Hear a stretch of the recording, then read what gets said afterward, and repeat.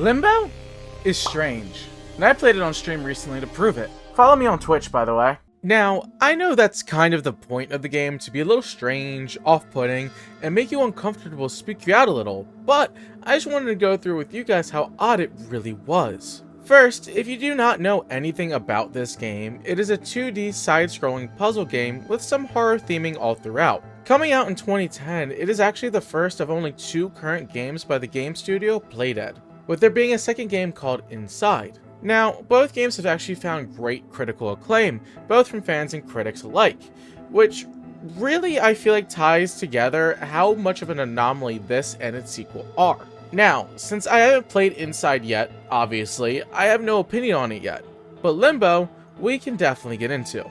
So, if I haven't already proved it on this channel so far, before I started making content for YouTube, I had a tendency to start a game and play only like the first section, and then just never play it again and finish it. Limbo being no exception. Except, this was even worse. I legitimately only played up until about like the first time I died, and then I decided to hold it off for another time. And when I put it off, that was probably about 7 years ago or so I think I've held it off for plenty long enough.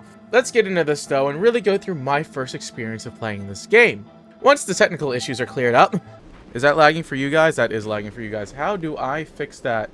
Hold up, why is that an issue? No, please don't be an issue. So, we start in this game playing as an unnamed boy, apparently looking for his sister. And the reason I say apparently is because there is no real story. There are some bits and pieces you may be able to put together for like lore reasons, but there is no dialogue and very few points where the story is told through action. It's just very open to interpretation. If you're wondering what my interpretation was, do I want to know why there's a bear trap on a tree branch? Okay, that's why there's a bear trap on a tree branch. Oh god, no. The only reason I even say he's looking for his sister is because that's what it says on the Wikipedia, which is all I used for basic information in the beginning. Now, I know there are some incredible lore videos out there. I've seen many pop up and I do want to watch some soon, but I wanted to make this video without any help from those and just experience the game and make my own opinion with what cues they give me and how I understand and interpolate it. Which isn't very well, but hey now, we try up in here. Actually getting into the gameplay though, I find it really enjoyable that their art style is actually a big factor in how the world plays. With the game being dark with a little contrast all the way through, they can hide a lot of the traps just naturally in the environment. Now, that may sound unfair initially, but they do a really good job at really making them stand out. Even though you can't see the details of an object, you know when something is spiky and pointy that it can stab you. And when you see something much bigger than you that is moving your way, you know it can crush you. So it does a really good job at using really basic survival instincts to teach you of what you can avoid and what you can use to your advantage. Like, most things that you can move have a little handle on the side indicating you can grab and move it. Or by giving you outlines that look like boxes, so you can know that you can move it around and get on top of them and place them on buttons. Yet again, the reason I say look like boxes and not actually are boxes is because we really don't know what's in there or not. They could certainly be a lot stranger than boxes since we can't see any of the details. Now, after getting a really basic taste of some of the things we have to do in this game, we now have to face off against this massive spider. Or are we just little? I don't know. I just know the spider is too big for my soul to handle. Maybe we can give it a funny face. Yeah, that's much better. Time to dismantle it limb by limb now. Oh, you didn't know. This little boy don't play. He got webbed up in everything and still got out and continued to pull this spider's limbs off one by one.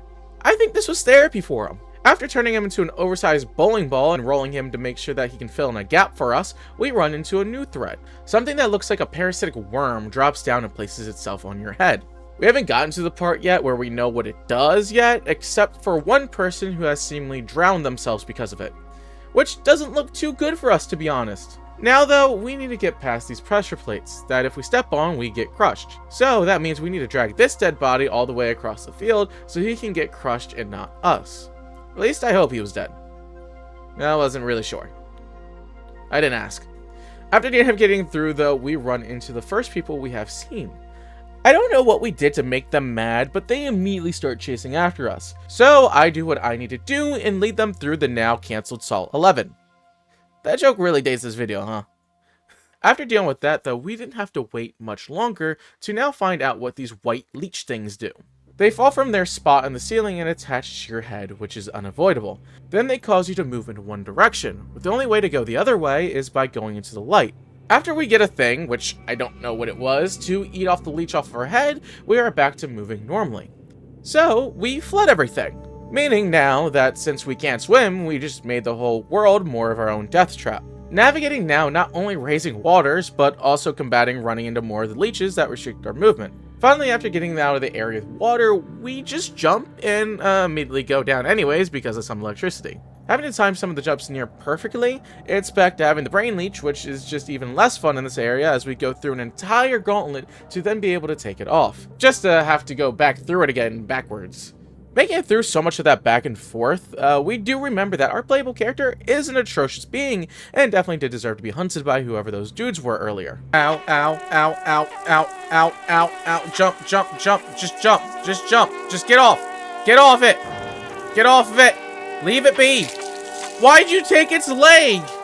Otherwise, the next few puzzles are actually fairly uneventful until we get to the point where the room fully spins and we have to maneuver at it as everything that wants to kill us is shifting our way. Which isn't easy, but I was able to still do it in only a few attempts. This ladder with electricity underneath it, though, was easy, but it took me a stupid long time because it kept being stupid. After dealing with my own empty-headedness, the room decides to spin again, and also very dark this time. So, as I'm sure you can guess, not easy either. Yet still, I spent less time on this area than I did with the ladder with electricity below it. Proceeding, we head into the American portion of the Limbo world, and I know this because the child continues to get shot at over and over again. Not only do we have to deal with that now though, but they also decide to introduce strong magnets and anti-gravity to our puzzle, which makes my brain have to work upside down. In which, considering it wasn't working right side up either, it took a while for me to figure out each puzzle. As these puzzles started getting longer and longer though, I knew we had to be nearing the end of the game at this point. I knew going into the game the playtime wasn't very long, only about 2 hours or so on average, so since we were passing the 2-hour mark of this stream, I knew we were likely going to be running into some of the longest and most difficult puzzles of this game, as well as I was hoping to run into some big lore drop to really feel like I knew what was going on. Only one of these things actually ended up happening.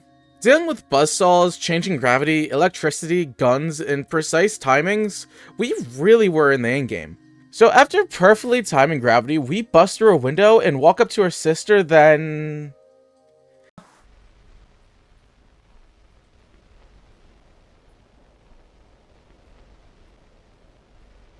Well, alright then.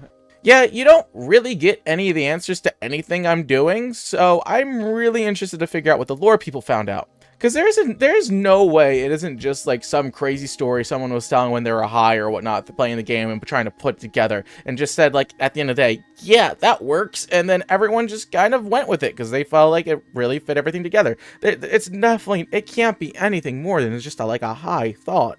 It does kind of feel like when they were making this game, they thought of the aesthetic and the gameplay, and they're like, we'll figure out the story as it goes, and then just slowly forgot about it. Because after you run those guys through the trap backwards, you don't see a single other person for the rest of the way until your supposed sister. Which I still don't know how anybody figures out that that's your sister. All I know is I was a boy that killed a spider and a fly, led people to the death, and finally started slowly walking up an unsuspecting woman. 7 out of 10. Would kill again. Can you tell me there's an issue? I've seen it crowded all around you. Why can't you tell me there's an issue you've seen before? Or maybe can